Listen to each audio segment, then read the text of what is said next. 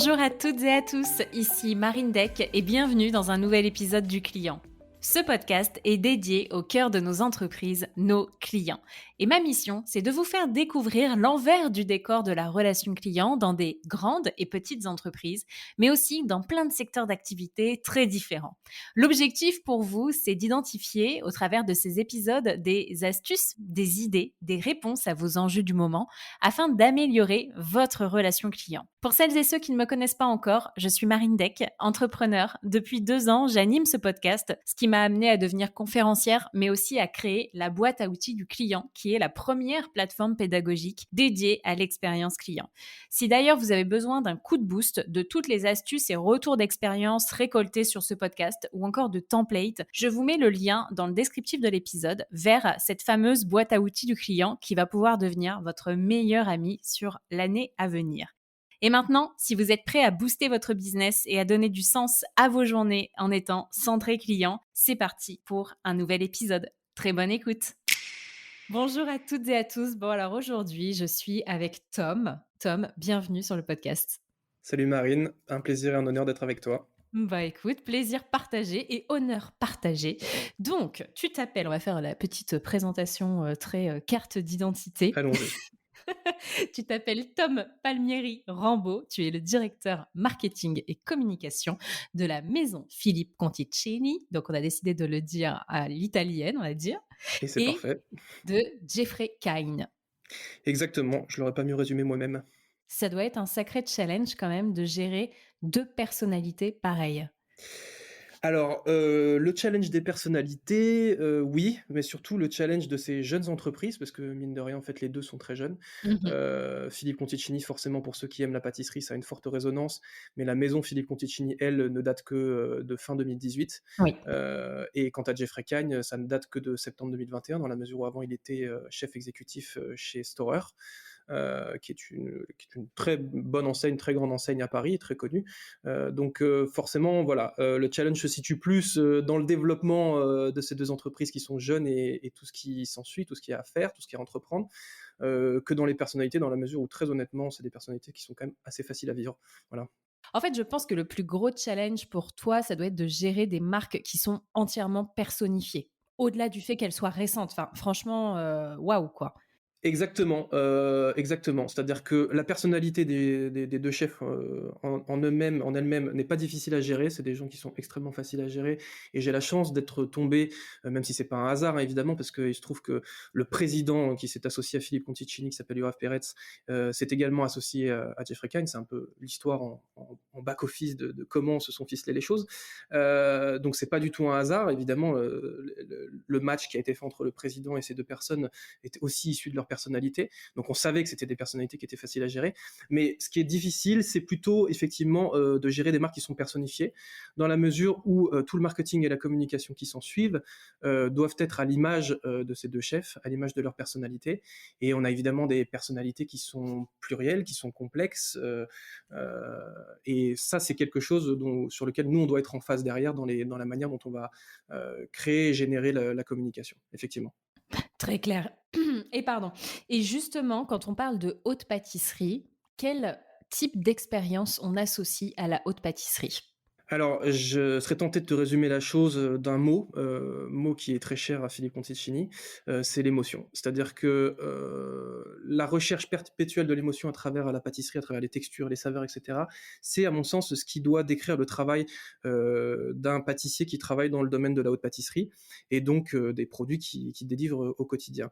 Alors forcément, l'émotion, c'est une quête perpétuelle, c'est pas quelque chose qu'on atteint constamment, on n'arrive pas à toucher, nécessairement tous les clients qui peuvent franchir le pas de notre porte, mais c'est l'objectif. Et à mon sens, c'est un petit peu ce supplément d'âme qui fait la différence entre guillemets le monde de la haute pâtisserie qui est dirigé par des grands chefs avec de longues expériences et une pâtisserie peut-être plus traditionnelle entre guillemets de quartier. Voilà. Ça fait combien de temps que tu as ce poste-là? Ça fait maintenant, 3 ans que j'occupe ces fonctions. Auparavant, je travaillais dans l'immobilier, chose qui n'a strictement rien à voir, mais qui a été OK. tout aussi passionnant. Ça m'a permis d'avoir des challenges qui étaient très différents dans la mesure où là, on travaillait sur des «produits» entre guillemets qui étaient un petit peu plus dénués d'émotion, d'émotionnalité, de leviers sur lesquels on pouvait, travailler en termes d'émotions. Et donc ça a été très intéressant aussi parce que là, forcément, on est obligé de travailler sur des choses beaucoup plus concrètes. Et là, c'est vrai que là, j'ai fait une bascule complète. Encore une fois, grâce à la même personne qui s'appelle Yoav Perez, qui est mon président, que je suis maintenant depuis 8 ans dans ces différents projets, qui s'est associé à Philippe Conticini et qui m'a demandé de venir l'épauler sur tous les aspects marketing et communication. Voilà. Et alors quelle place prend la relation client dans tes fonctions aujourd'hui? Écoute, j'ai envie de te dire, elle est absolument essentielle et centrale, pour plusieurs raisons. C'est que, comme on en avait, très rapidement échangé tous les 2 en off, en En téléphone, en amont, préparation, ouais. exactement, on est sur un positionnement d'entreprise entre guillemets «un petit peu bâtard», c'est-à-dire, à cheval entre, différents secteurs, et qui implique forcément, différents leviers, différentes utilisations de la relation client et de la manière dont on doit l'envisager. On C'est est quoi les secteurs? on est sur le luxe, évidemment, puisqu'on parle de Mmh. haute pâtisserie et que quand on paye, de 7 à, on va dire, 12 ou 13 € le gâteau, individuel, Mmh. on parle de luxe. Tout le monde ne peut pas se le payer ou quand il se le paye, forcément, c'est quand même quelque chose qui doit être, sublime, un instant un peu suspendu. Donc on est sur le luxe et de l'autre côté, on est aussi sur l'artisanat, évidemment, parce qu'on reste des artisans, on reste des gens qui fabriquent quotidiennement les gâteaux dans un laboratoire de production, qui sont fabriqués par des pâtissiers. Et donc ce positionnement un petit peu double rend la relation client d'autant plus importante. Parce qu'évidemment, la relation client, c'est central dans le luxe. Ça, je pense que j'ai pas besoin de Mmh. l'expliquer outre mesure. Quiconque se penche un petit peu sur une boutique de luxe ou se balade dans une boutique de luxe comme Hermès ou Dior, par exemple, se rendra bien compte que la relation client, elle est essentielle, elle est au cœur de toute la conception de ces boutiques et la formation des équipes de vente, etc. Et l'artisanat aussi repose énormément sur la relation client, parce que quand on est artisan, on est commerçant, j'ai envie de dire de quartier, parce que nos boutiques sont implantées dans des quartiers, elles ont une vie de quartier, et donc ça implique une connaissance extrême de cette clientèle de quartier, ça implique un relationnel très important, et c'est ce qui fait, entre guillemets, que la relation client, pour nous, elle est absolument centrale, dans ce positionnement un petit peu double de notre métier, c'est-à-dire le luxe et en même temps l'artisanat. Mmh. Je comprends. Et alors quelles directives ou quelles consignes, en tout cas, vous donnez aux équipes? Comment est-ce que ça se passe aujourd'hui en boutique? Alors, en boutique, nous, on forme nos équipes de vente, à ce genre de choses. C'est-à-dire qu'elles ont, évidemment une formation en début d'année ou quand elles intègrent nos équipes, que ce soit par moi ou ma directrice des ventes ou bien les 2, souvent, en même temps. Et également, on leur apporte tout un ensemble d'éléments très concrets avec des guides et cetera pour savoir comment réagir en fonction des situations, la connaissance de leurs produits, D'accord. les attitudes à avoir vis-à-vis des clients, parce qu'on a des typologies de clients qui sont très différentes. Donc je te donne un exemple très simple, mais par exemple, il y a des clients qui aiment aller dans la boutique et aller directement vers les produits qu'ils connaissent absolument par cœur parce que c'est des habitués, et ils n'ont pas spécialement envie d'être dérangés, donc ils veulent aller très rapidement vers la caisse. Ils ont fait leur choix. Et il y en a d'autres qui aiment être guidés parce que quelque part ils veulent vivre pleinement cette expérience de découvrir le monde de la maison Philippe Conticini ou de la maison Jeffrey Cagne, et donc ils veulent qu'on leur explique un petit peu l'émotion et le travail qu'il y a derrière chacun de ces gâteaux.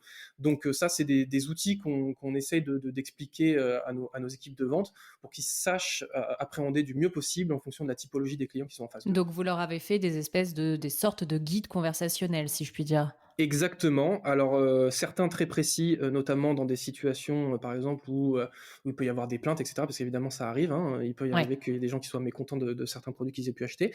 Par contre, en revanche, pour ce qui est des situations plus positives ou en tout cas des situations où on apprend à découvrir le client quand il arrive en boutique, là, on essaye de donner des grandes guidelines, mais de pas être trop restrictif parce que sinon ça devient antinaturel et là, on perd quelque chose aussi dans l'expérience client. Et alors justement, quelles sont les consignes que vous avez données en cas d'événement négatif? Donc s'il y a une réclamation, comment ça se passe aujourd'hui? C'est quoi les directives? Alors, moi, j'ai aucun problème à parler des événements négatifs parce qu'il y en a. Ceux qui vous diront le contraire sont des menteurs, y compris dans la haute pâtisserie et d'autant plus dans la haute pâtisserie dans la mesure où, comme je te l'ai dit, on est des artisans. Mmh. Ça veut dire que c'est fait à la main, par des pâtissiers, qui travaillent le matin avant d'envoyer leur boutique et donc forcément, il peut y avoir, des écarts, des aléas et cetera. C'est le propre de la haute pâtisserie, c'est le propre de l'artisanat, c'est ce qui fait aussi sa beauté. Et quelquefois, ces aléas peuvent ne pas être au goût des clients. Par exemple, tu vas avoir un fonçage qui va être peut-être un petit peu irrégulier de ta pâte, et les clients s'attendent à ce que ce soit quelque chose d'hyper laser. Donc, dans ces situations-là, l'idée, c'est véritablement en fait de tout de suite expliquer aux clients que qu'on est conscient de la problématique et qu'on est conscient aussi du mécontentement et qu'on comprend ce mécontentement dans la mesure où il a payé un prix qui est quand même assez élevé pour connaître l'expérience Philippe Conticini ou Jeffrey Kind, et que donc par conséquent on va la traiter à 100%, et qu'on est véritablement centré sur sa problématique, sa considération à lui de la problématique. Donc, soit effectivement, après je vais pas te donner toutes les démarches qu'on peut entreprendre parce que ça risquerait d'être un petit peu long, mais l'idée c'est véritablement qu'ils comprennent que on considère absolument à 100% sa considération et qu'il n'y a pas de jugement à dire oui mais peut-être, etc.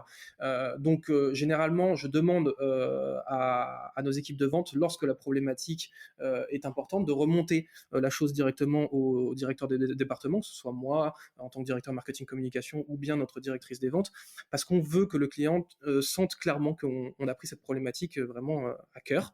Et on remonte quasiment systématiquement d'ailleurs les informations aux chefs, que ce soit les chefs exécutifs qui travaillent dans les laboratoires ou bien les chefs tout court qui pensent les produits. Donc le but, c'est véritablement, premièrement, je pense, de considérer le client à 100% quand il y a une problématique et de lui montrer qu'il y a cette considération et qu'on va traiter le problème de A jusqu'à Z. Voilà. OK. Tu sais, souvent, on me pose la question, on me dit: «OK, comment est-ce qu'on sait que ça fonctionne?» C'est-à-dire que après, oui, tu as considéré ton client, oui, tu lui as dit que tu allais le remonter au chef Oui. et so what? Et so what? Eh bien, écoute, je vais te dire très simplement, j'ai été confronté à cette problématique il y a pas longtemps, où on a reçu un avis négatif d'un client qui nous a dit: «Écoutez, moi, je suis pas satisfait des produits que j'ai achetés». Et ça a été très simple, la réponse qu'on lui a faite, c'est de dire, bon, déjà, on a fait suivre en fait le commentaire au chef en question. Le chef en question a préparé sa réponse de lui-même, qu'on a D'accord. fait suivre et qu'on a posté donc sur le support en question où il y avait eu cette plainte du client. Et au terme de cette réponse qui a été fournie par le chef, on a indiqué qu'on serait prêt à recevoir cette personne pour en discuter plus amplement avec le chef. Donc la considération, c'est pas juste de dire ah, on a remonté au chef, on a remonté au directeur marketing, vous voyez, petite tape dans le dos, on vous écoute. Non, non, c'est véritablement d'avoir un échange clair, d'avoir un échange précis, d'avoir un échange avec les personnes qui sont parties prenantes aux décisions qui impactent l'entreprise et qui donnent les directions de cette entreprise, et de véritablement implémenter des changements en fonction des retours des clients. Et les chefs, je te le dis très sincèrement, bah après ça on pourra l'évoquer plus amplement parce qu'ils ont une personnalité qui est comme ça, mais c'est ce qui fait, à mon sens, la différence de ces deux chefs avec d'autres chefs pâtissiers ou avec d'autres dirigeants d'entreprise, c'est que c'est des gens qui sont extrêmement proches, ils sont dans le dialogue constamment, que ce soit à travers les réseaux sociaux, que ce soit à travers leur présence en boutique, etc.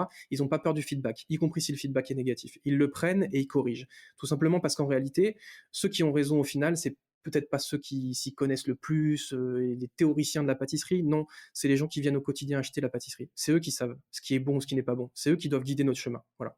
OK, très clair. Et alors justement, qui sont vos clients? Tu me disais, vous avez 2 types de clients, les clients boutiques et les clients contenus. Est-ce que tu peux expliquer aux auditeurs ce que ça veut dire? Exactement. Alors, pour ce qui est des «clients contenus» entre guillemets, je suis un peu moins fan du terme client dans la mesure où effectivement, c'est un terme générique pour dire qu'il y a une consommation de contenu, mais en réalité, C'est la c'est communauté, en c'est fait, la c'est ça? communauté, c'est des abonnés exactement et c'est des gens qui nous apportent énormément et je pense qu'on y reviendra, plus en profondeur sur la relation client parce que ça, c'est un volet extrêmement important de la manière dont nous, on considère notre relation client. Mais c'est vrai qu'effectivement, on a deux typologies, entre guillemets, de clients, c'est-à-dire ceux qui viennent en boutique et ceux qui nous suivent sur les réseaux sociaux, nos abonnés, notre communauté. Et forcément, alors ça a été intéressant parce qu'il nous a fallu un petit peu de temps pour comprendre que véritablement on était sur 2 typologies différentes et que donc il fallait adapter, entre guillemets, l'offre, à ces 2 typologies de clients. Parce que Donc tu peux avoir des clients qui sont sur les réseaux sociaux, mais qui viennent aussi en boutique, ou là, tu es vraiment en train de me dire que c'est deux communautés totalement différentes? Alors, on en a qui viennent en boutique, évidemment, on en a même beaucoup. L'essentiel, quand on fait une étude rapide, statistique de nos réseaux sociaux, on se rend bien compte que l'essentiel de nos clients, enfin de nos abonnés, de notre communauté sont des personnes qui sont issues d'Île-de-France et qui, par conséquent, sont a priori aussi clients, de nos Mmh. boutiques. Ceci étant, on a une forte population qui est issue de province, qui est issue d'autres pays, francophones pour la plupart évidemment. Je pense notamment au Maghreb. On a une très forte population du Maghreb qui nous suit sur les réseaux sociaux, notamment de Philippe Conticini. D'accord. Et donc forcément, c'est des gens qui nous apportent énormément, qui nous apportent Ouais. déjà de l'énergie, de la force, de la visibilité, il ne faut pas l'oublier. Chaque like, chaque commentaire, chaque vue sur un live, etc., c'est de la visibilité que ça nous donne à nous en tant que marque et en tant que personne pour le chef. Et c'est des personnes aussi qui nous donnent des feedbacks qui sont très importants sur la entre guillemets la première barrière à l'achat, à savoir la vision du produit. Parce que quand on est un abonné ou un follower, la première chose qu'on voit, c'est le produit en image. Et donc ça nous permet aussi d'avoir beaucoup de retours sur les produits, sur cette première barrière qui est l'apparence du produit, qui Mais c'est malheureusement, j'ai envie de dire, est devenu entre guillemets la nouvelle le nouveau cheval de bataille dans le monde de la pâtisserie, d'accord. parce qu'effectivement, bon, fut un temps où tout était centré sur le goût. Aujourd'hui, effectivement, la part est belle, peut-être même trop belle au visuel.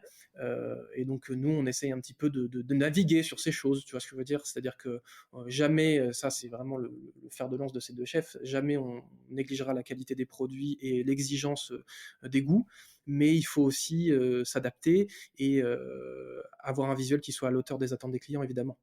Et ce qui est fou, c'est que c'est sur cette communauté-là, pardon, en fait, ils ne consomment pas vos produits parce qu'ils ne peuvent pas. Exactement, parce qu'ils sont à une distance qui est Donc évidemment trop longue. ils te font un feedback sur les visuels, alors même qu'ils n'ont jamais goûté le produit. C'est dingue, je trouve. Exactement, mais c'est en même temps très intéressant et pertinent, parce que comme je te l'ai dit, même si tu es un client qui vient en boutique, le premier élément qui va t'interpeller, c'est la vue, Mmh. évidemment. Tu vas regarder le produit et voir si tu le trouves, appealing comme on dit en anglais. Donc forcément, ça nous donne un bon feedback aussi, de savoir si véritablement ce qui va se produire en boutique, sera du même, de la même veine entre guillemets que ce qui se passe sur les réseaux sociaux. Donc très honnêtement, ça c'est un feedback qui est très intéressant, mais c'est pas le seul, hein. Il y en a des nombreux des feedbacks et des enseignements qu'on apprend grâce aux réseaux sociaux. C'est pour ça que pour moi, la relation client aujourd'hui, c'est devenu un dialogue et plus un monologue, notamment par l'importance des réseaux sociaux et l'importance des populations de notre communauté, nos abonnés qui nous suivent. On est dans un dialogue aujourd'hui et on a énormément d'enseignements qu'on tire quotidiennement des opinions de nos clients et de notre communauté. Voilà. Est-ce que tu peux nous donner quelques exemples, s'il te plaît? Avec grand plaisir. Je te donne un exemple très simple. On a fait ce qu'on appelle avec le chef Philippe Conticini le Conticini Tour, c'est-à-dire que pour démocratiser un petit peu les masterclass de haute pâtisserie, le chef a décidé de se rendre en province pour ceux qui ne pouvaient pas nécessairement se déplacer à Paris, et pour éviter de se tromper, tout simplement, en tant qu'entreprise, et être sûr qu'on va là où les gens veulent qu'on soit. On a fait des sondages et on a passé en revue des dizaines et des dizaines de villes via des stories avec des sondages et les gens nous ont répondu, ce qui nous a permis d'affiner un petit peu ce fameux Conticini Tour et nous rendre là où les gens le souhaitaient. Donc tu vois que c'est à ce moment-là la relation client est clairement dans le dialogue, c'est-à-dire que on vient vers les gens parce que les gens veulent nous voir, donc on satisfait cette demande Mmh. client, mais de l'autre côté, nous en tant qu'entreprise, le client nous garantit d'éviter de nous tromper et donc quelque part nous permet de sécuriser les démarches qu'on peut entreprendre. Donc c'est là que la relation client prend toute sa valeur ajoutée à mon sens, c'est dans ce dialogue. OK, très clair. Et quels outils tu utilises aujourd'hui pour gérer ta relation client sur les réseaux sociaux? Alors, ce qu'on utilise sur, nos réseaux sociaux, bon, je vais pas te faire une liste, exhaustive du nombre d'indicateurs qu'on surveille et cetera, mais évidemment, c'est avant tout des éléments statistiques, et surtout, je vais te dire, c'est, comment dire? L'œil attentif, tant de nos chargés de communication respectifs dans chaque maison, que l'œil attentif des chefs. Parce que, j'ai envie de te dire que le meilleur outil qu'on a aujourd'hui pour correctement, monitorer, ce qui se passe, dans nos boutiques, dans la relation client avec nos boutiques, mais également avec notre communauté, c'est nos 2 chefs. Tout simplement parce que c'est des gens qui sont extrêmement investis dans leurs réseaux sociaux, qui répondent à énormément de commentaires, qui répondent aux messages privés, et cetera. Nous, D'accord. les chargés de communication ont plutôt tendance à préparer le terrain, c'est-à-dire on a un calendrier de postes qu'on doit respecter en tant qu'entreprise, parce qu'évidemment il y a la vie d'entreprise et les sorties produits. Et après les chefs, eux, rédigent les choses, et cetera. Donc ils sont complètement 100% impliqués dans leurs réseaux sociaux et aussi dans ces réponses, dans ces échanges, dans ces dialogues. Donc pour moi, je serais tenté de te répondre, le meilleur outil qu'on a aujourd'hui pour monitorer nos réseaux sociaux, c'est les chefs en eux-mêmes et leur capacité à sentir leur communauté qui commence à connaître absolument sur le bout des doigts maintenant. Voilà. D'accord, donc ça veut dire que si j'envoie un DM à Philippe Conticini pour lui faire un retour, sur un de mes précédents achats, il y a une forte probabilité que ce soit lui qui me réponde personnellement? Exactement, C'est exactement. fou! Je t'invite à faire l'essai si tu veux. Tu verras bien. Attends, je vais voir tout de suite. C'est Non mais attends, mais parce qu'il a quand même beaucoup de monde, 717 K. Non, mais alors après, quand je te dis ça, évidemment, je vais pas t'expliquer toutes les implications techniques, mais ce que je veux dire, c'est quand on voit un message et que t'es pas suivi par le compte, en l'occurrence, tu tomberas dans une séquence, enfin une Oui. section des messages privés, qui fera que notre chargé de communication sera obligé d'abord de les ouvrir et de constater ce que tu as dit et écrit pour ensuite le renvoyer au chef Philippe Conticini qui te répondra. Donc voilà un petit peu D'accord. la Ah mais démarche. c'est intéressant du coup de voir quel est le On process. OK. segmente en fait, c'est-à-dire que Mmh. tu as des messages privés, par exemple dans un inbox Instagram, tu vas avoir général, principal comme rubrique et tu vas avoir une Ouais, autre rubrique qui demande. concentre voilà, toutes les demandes. Donc en l'occurrence, pour ce qui est de la boîte principale, c'est là où on concentre tous les inbox des gens qui sont en rapport direct, qui sont des amis intimes, qui sont des journalistes avec qui on collabore régulièrement, Mmh. etc. Et là, le chef y répond immédiatement. Dans la partie principale, ça va être plutôt les messages qui ont été traités par la chargée de communication quand on a des problématiques de produits, quand il faut traiter un atelier, une demande d'atelier ou ce genre de choses. Et ensuite, les demandes entrantes, effectivement, la chargée de communication les adresse soit au chef, soit sinon les traite directement quand c'est des choses extrêmement techniques, tu vois, comme par exemple ce que je viens de te dire, c'est-à-dire une problématique en boutique où il y a un remboursement à faire sur le site internet, ou bien il va y avoir, je sais pas moi, une demande de report d'atelier pour cause Covid, par exemple, voilà, c'est très Mmh. dans l'actualité, dans l'air du temps, malheureusement. Donc voilà comment est-ce qu'on segmente en gros les choses, si je puis dire. Ouais, d'accord et vous vous êtes pas équipé d'autres outils supplémentaires justement, pour gérer tous ces messages que vous pouvez recevoir? En fait, vous avez fixé des règles sur ce qui existe déjà sur Instagram comme catégorie finalement? Exactement, parce que je vais te dire, fut un temps où justement on a voulu rentrer dans un mode de fonctionnement où on utilisait beaucoup de third app et cetera, enfin Mmh. d'autres outils qui pouvaient, venir, agrémenter un petit peu le panel d'outils qu'on avait. Mais en fait, on s'est rendu compte que ça alourdissait énormément la spontanéité de la relation client. Voilà. Donc, on a décidé de shorter tout ça, et de revenir à des choses beaucoup plus essentielles. Donc, après on monitor, on a des tableaux de suivi et cetera Mmh. sur les différents, avis, les opinions pour vraiment pouvoir remonter les datas et être sûr que quand il y a des problématiques qui commencent à enfler, par exemple sur un produit spécifique ou bien sur je ne sais quelle raison, à ce moment-là, on puisse le monitorer pardon, et agir rapidement. Mais par contre, voilà, on a voulu, entre guillemets, shorter tous les outils qui finalement ont alourdi énormément la spontanéité qu'on pouvait avoir. Et qu'on veut à tout prix garder parce que c'est ce qui fait, à mon sens, la qualité de la relation client, c'est-à-dire la rapidité et surtout la personnification de la réponse. Et est-ce que vous avez fait des choix en termes de canaux de communication? C'est-à-dire que, par exemple, on avait parlé de, TripAdvisor, je crois, Yelp et cetera et il y a des plateformes sur lesquelles vous décidez de répondre et d'autres sur lesquelles vous avez décidé de ne pas répondre? Tout à fait, parce que comme je te l'ai dit, on est une start-up entre guillemets, on est récent, donc forcément on a énormément de demandes entrantes, et une force humaine limitée pour gérer ce genre de demandes. Et donc plutôt que de figurer partout et de ne répondre à nulle part, on a préféré figurer sur peu de canaux qui nous semblaient être les canaux les plus pertinents et pouvoir y répondre systématiquement. Voilà, moi ma D'accord. devise c'est de faire moins et faire mieux plutôt que de faire beaucoup et mal. On répond à quasiment 100% des demandes entrantes sur nos réseaux sociaux, ce qui est déjà un travail considérable dans la mesure où, comme tu le sais sans doute, on est à plus de 700 000 followers pour Philippe Conticini et je ne saurais pas te dire exactement à l'heure qu'il est pour Jeffrey, mais plus de 260 je pense, voire 280 000. Donc c'est déjà un travail colossal et je préfère qu'on fasse ça parce que aujourd'hui, à mon sens, les réseaux sociaux, c'est devenu le SAV 2.0 de la relation client. Donc je sais que la plupart des demandes vont passer par là ou par notre site internet, c'est-à-dire mail et téléphone, etc.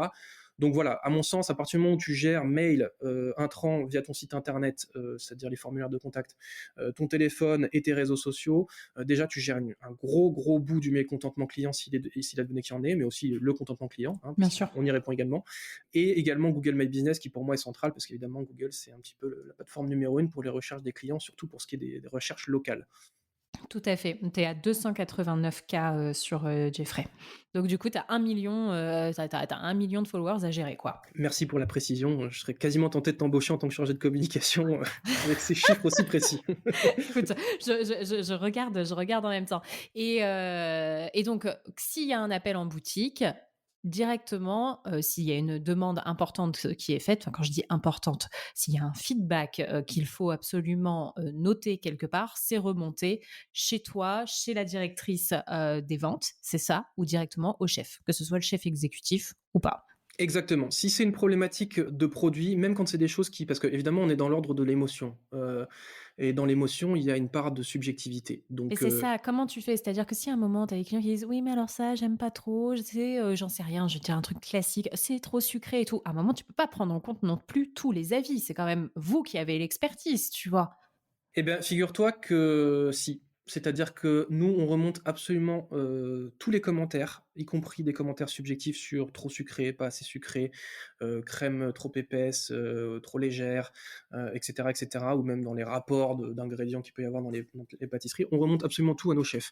Pour une simple et bonne raison, c'est que comme je te l'ai dit, pour nous, ceux qui ont raison, c'est pas les experts, c'est, les clients. Nous, on est force de proposition de par l'expertise des chefs, mais ceux qui auront raison à terme, ce sont les clients, encore une fois.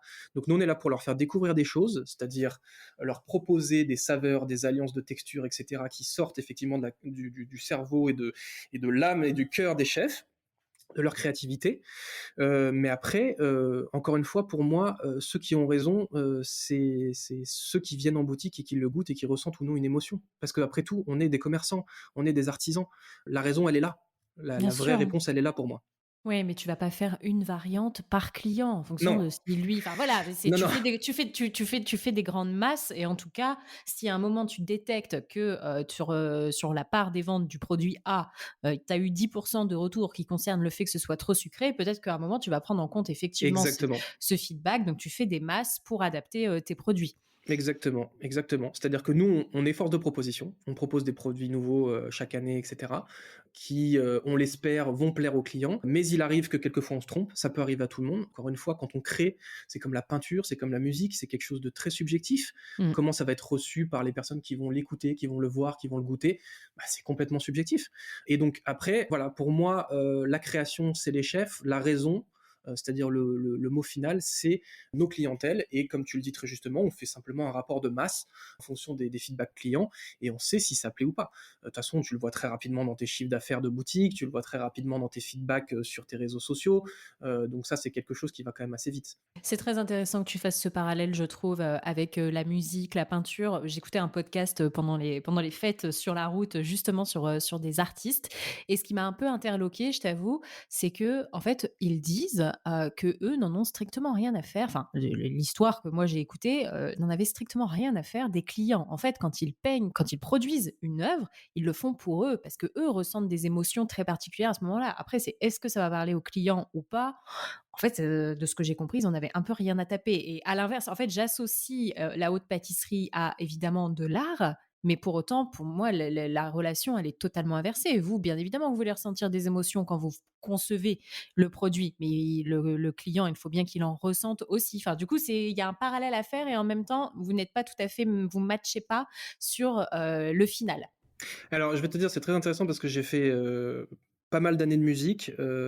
J'ai été musicien pendant pas mal d'années et j'ai ensuite travaillé dans une agence de communication qui venait en support des agences, enfin pardon, des labels pour proposer en fait enfin, voilà, des opérations de communication sur des sorties d'albums, etc. Donc je te Mmh. cache pas qu'à la base, en fait, en réalité, moi je suis issu de l'industrie musicale et toute ma vie c'est la musique. Et ce qui m'a fait le plus vibrer dans ma vie, c'est la musique. En faire, monter sur scène, etc., etc. Et je comprends ce que disent les artistes que tu as pu entendre.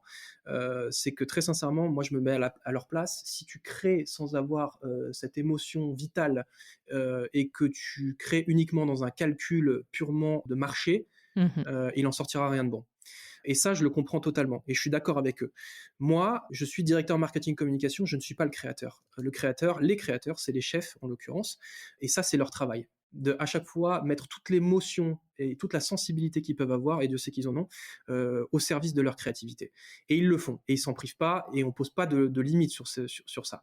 En revanche, mon travail à moi en tant que directeur marketing communication d'une entreprise, et là on parle vraiment de l'entreprise, on parle plus des chefs, c'est de veiller à ce que on soit en phase avec un marché, parce que évidemment derrière une entreprise il y a des hommes, et il y a des hommes à qui on doit payer des salaires, parce que ces gens-là ils travaillent dur, ils travaillent avec passion, ils travaillent même très tôt, parce qu'il faut pas oublier que les pâtissiers, ça se C'est lève à clair. 3 heures du matin et que ça envoie leur boutique à 7 heures, et qu'ensuite ça commence à retravailler sur le renvoi du lendemain pour faire toutes les Mmh. mises en place, ce qu'on appelle les mises en place.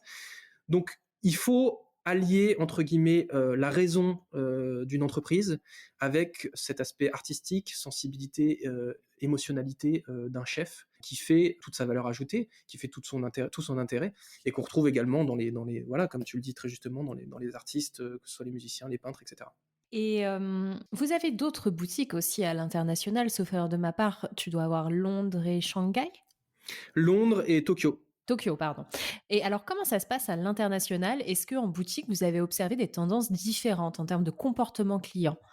Tout à fait. On n'est pas du tout évidemment sur la même culture.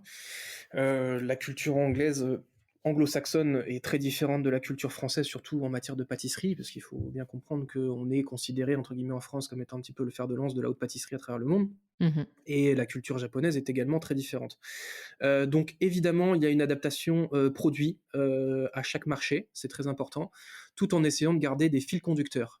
Et là, c'est plus un sujet d'ordre de créativité et de création qui est propre au chef, en l'occurrence à Philippe Conticini, puisque là c'est de lui qu'on parle, Oui. dont on parle, pardon. Et donc là, je saurais pas exactement te dire comment est-ce que lui absorbe cette alchimie de la culture étrangère avec ses propres codes de la pâtisserie, sa propre sensibilité, mais il le fait. Il a travaillé énormément à l'étranger, hein, il a travaillé à New York, il a travaillé au Japon également, il va très régulièrement au Japon, donc c'est quelqu'un qui, de toute manière, je pense que quand on est sensible, on est comme une éponge, et c'est un petit peu ce qu'il fait. C'est-à-dire que il essaye de sentir les choses, de regarder les gens, comment les gens se comportent, comment ils vivent, etc., pour essayer d'ensuite d'en retranscrire quelque chose à travers ses créations. Donc oui, il y a une adaptation de marché en termes de produits. Il y a évidemment également une adaptation en termes de relations clients, c'est pas du tout la même chose. De service client, c'est pas du tout la même chose. Et c'est pour ça qu'on a des équipes sur place qui nous permettent, entre guillemets, de façonner des stratégies qui sont en phase avec ces spécificités de marché. Est-ce que tu as un exemple concret de différence de relation client, de service client? Bah, je te donne un exemple, par exemple, sur la boutique de Camden Market qu'on a à Londres. Mmh. Les gens sont très friands de s'asseoir tranquillement en terrasse ou bien dans la boutique pour déguster une pâtisserie. Veulent souvent, et là, aucun jugement de valeur, hein, je Mmh. t'arrête tout de suite, veulent souvent l'accompagner d'un petit verre d'alcool, quel qu'il soit. Ils Chose ont qui tout compris, eux. Ils ont tout compris, exactement, je suis bien d'accord avec toi. Mais chose qui est peut-être moins courante en France. Il y a les tea time, etc. Ça, je te l'accorde. Mais ce que je veux dire, Mmh. c'est qu'il y a une culture de la pâtisserie de boutique en France qui est quand même très forte et qui est beaucoup moins forte en Angleterre. Les gens s'attendent à un service assis, les gens s'attendent à un service au sens large du terme, chose que nous n'avons pas en France, c'est-à-dire, enfin, qu'on a, mais qui est une autre offre. Voilà. Nous, en France, on est très positionné pâtisserie de boutique, à emporter, etc. Mmh. Et beaucoup moins sur la place assise, même si a priori on va le faire aussi parce qu'on a des demandes en ce sens. Mais voilà, c'est vraiment deux demandes très différentes en France, alors qu'en Angleterre, c'est quand même quelque chose qui est très marqué. Voilà. OK, très clair. Je pense qu'il y a un contenu hyper intéressant à produire sur, la conception, retail. Tu vois? Comment est-ce que tu conçois tes boutiques en fonction des attitudes des consommateurs, du produit effectivement que tu vends et quand on voit les jobs de scénographe, je me dis: «Ça doit être un métier passionnant» et vous, quand vous implantez une nouvelle boutique, c'est un challenge, de fou parce que ça contribue énormément à l'expérience. C'est un challenge monumental, et je pense que là, vraiment, tu as un vrai sujet, parce que je vais te dire, si tu arrives quasiment par pays ou en tout cas par culture, parce que bon, je pense qu'il y a quand même des cultures, des socles de culture communes, pas par continent, ce serait un peu grossier, mais en tout cas, il y a des socles de culture commune. Mais si tu arrives à défricher et mettre en place une compréhension de comment adapter sa relation client, adapter face à toutes ces spécificités locales, la démarche d'implantation, mais surtout de relation client, c'est-à-dire sentir, avoir cette sensibilité de compréhension de la culture, je vais te dire, là, ce serait une mine d'or absolument incroyable pour les entreprises. Parce qu'on a souvent cette tendance, quand on grossit, quand on grandit et quand on s'exporte, à vouloir appliquer un schéma, toujours le même, pour Mmh. faciliter, entre guillemets, la démarche d'implantation. C'est toujours plus facile de dupliquer quelque chose d'existant que d'aller chercher quelque chose qu'on ne comprend pas nécessairement de par notre culture. Donc c'est un vrai sujet. Et nous, par exemple, en Angleterre, on a tenté d'obéir à des spécificités locales avec, je te dis, une trame de fond qui est la nôtre. Et c'est toute la difficulté. On a d'ailleurs refusé certaines implantations qui nous étaient proposées par des partenaires dans d'autres pays parce qu'on sentait bien notre limite à conjuguer les deux. Donc tu vois, c'est un vrai enjeu et quelquefois il faut savoir dire non. Il faut savoir se dire là, pour l'instant, j'ai pas cette compréhension, j'ai pas cette connaissance. Mieux vaut que je me concentre sur ce que je sais faire. Voilà. OK, très bien. Et quels sont, tes prochains challenges en termes de relations clients où en gros, tu dirais que vous en êtes où aujourd'hui, stratégiquement parlant et opérationnellement parlant? Et où est-ce que vous aimeriez aller dans 3 ans? Quels sont les gros projets que tu aimerais déployer? Alors, je vais te dire, à aujourd'hui, je pense que là où on en est et qui est déjà une étape très importante, c'est comme je te l'ai dit, qu'on s'est positionné, comme étant un bras armé de la personnalité des chefs et donc, on se doit de faire preuve d'autant d'empathie que les chefs, autant de proximité que les chefs, refléter cette personnalité des chefs à travers la relation qu'on a avec les clients au quotidien, nous, en back office, nous, avec les équipes de vente, et cetera, et cetera. Et ça, pour moi, déjà, c'est une grande victoire. La seconde grande victoire, c'est de dire qu'on a mis en place un dialogue constant, que ce soit avec nos clients en boutique, comme avec nos communautés sur les réseaux sociaux. On fait énormément de live, les chefs vont très souvent en boutique pour faire des séances de dédicaces, pour passer un petit peu de temps à échanger avec les clients, avoir justement leur feedback directement. On a mis en place énormément de choses qui font qu'aujourd'hui on est dans un véritable dialogue et pas dans un monologue. Et ça, pour moi, c'est une très belle victoire aussi. Et aujourd'hui, si je devais te dire quel serait le vrai challenge de demain pour cette entreprise qui, comme je te l'ai dit, est encore très jeune, Mmh. c'est véritablement d'arriver à, comment dire, canaliser, comprendre, structurer la fidélisation client. C'est encore quelque chose sur lequel on a une marge d'apprentissage qui est importante. Véritablement à mettre en place des pipelines qui nous permettent d'avoir toute cette compréhension sur la data, toute cette compréhension sur nos clients. On le sent, on le voit, on le gère au quotidien, mais c'est encore trop intuitif à mon sens, et c'est très propre à une startup, hein, encore une fois. Mmh. Donc c'est pas une critique, c'est normal. Mais il faut qu'on commence à mettre en place en fait des démarches qui soient beaucoup plus quadrillées dans la gestion notamment de la fidélisation client. Voilà, ça c'est un peu le grand challenge à venir sur la relation client.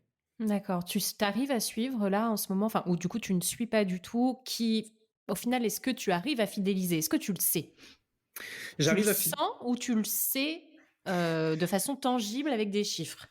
Alors, j'arrive à fidéliser et je le sais, et je le sens. C'est-à-dire que je le sens dans la mesure où j'ai des feedbacks et cetera et que je capte, tous les commentaires qu'on peut avoir sur les réseaux Mmh. sociaux, ce genre de choses. Mais ça, c'est un ressenti parce qu'évidemment, tu peux pas tirer une conclusion, générale et absolument, comment dire, cartésienne, Mmh. d'éléments qui sont, ponctuels, ou en tout cas qui ne sont que des échantillons de ta population puisqu'évidemment tous tes clients ne s'expriment pas. L'idée, c'est véritablement, en fait, maintenant, d'avoir une certitude chiffrée de données. Et ça, c'est, comme je te l'ai dit, c'est le challenge dans la fidélisation. Parce que qu'on soit capable de fidéliser le client à travers la qualité, à travers l'accueil qu'on tente à améliorer chaque jour dans nos boutiques et avec des équipes qui sont de plus en plus performantes, qu'on tente à fidéliser à travers la personnalité des chefs qu'on met en avant constamment sur les réseaux sociaux, et qui véritablement est un outil de fidélisation parce que c'est des gens qui sont extrêmement attachants, encore une fois, ne serait-ce que ça. On le sait et on le sent, mais à un moment donné, il faut le cadrer. C'est le propre de ces phases de croissance dans lesquelles on se situe, c'est-à-dire entre start-up, de petites entreprises PME à entreprises qui commencent à être un peu plus, voilà, un peu plus épaisses, si j'ose dire. Et donc là, voilà, c'est ce genre de challenge de phase de croissance, tu vois, de moment de transition dans une croissance d'entreprise, qui est très intéressant, mais effectivement qu'il faut véritablement structurer maintenant. Mmh. Très bien et alors j'aimerais qu'on parle d'un autre point, qu'on parle des collaborateurs. Je sais que sur le podcast, je parle beaucoup des clients, mais c'est important aussi de parler des collaborateurs. Tom, est-ce que tu pourrais, répéter, si tu t'en souviens, ce que tu avais dit au dernier séminaire de, fin d'année? Sauf erreur de ma part. Qu'est-ce que tu as dit aux équipes? Est-ce que tu t'en souviens? Alors oui, je m'en souviens, effectivement, je m'en souviens parce que ça date d'il y a pas si longtemps que ça. Hem, écoute, en fait,